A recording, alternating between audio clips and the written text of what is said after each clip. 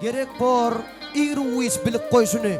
Kerimcan fin lap, fin hakaňa hormat koyşun goý.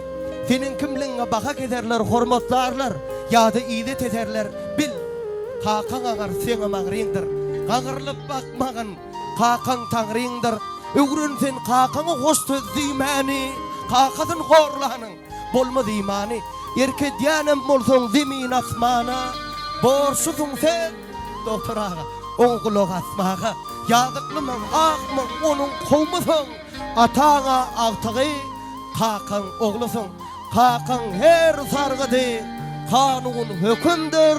Kerimcan, çağacaklar saha, hakaň hökümdür. Köklü formatyna, bir ýerdäki arkadaglarymyň formatyna gele görýär doktoraga, sarıň sag bolmasa. Hadi gitti.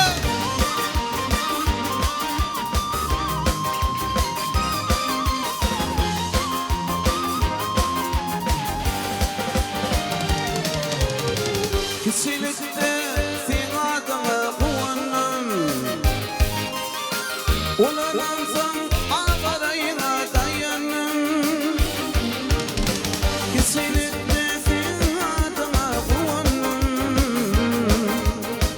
ulanansam agaraýyna daýanam.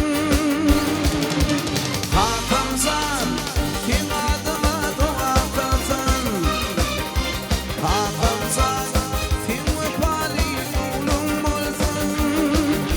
hakamsan, dertlerinden ıslarsan, hakamsan, adım bilir bile kalsan.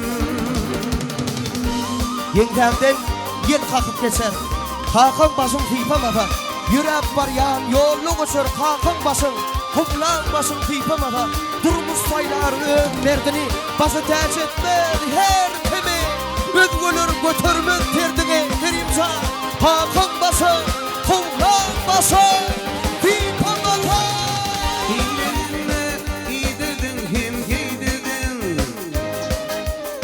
Anlamaltın, bilgelirdin, güldürdün. İllerine iydirdin, hem giydirdin. Anlamaltın, bilgelirdin, güldürdün.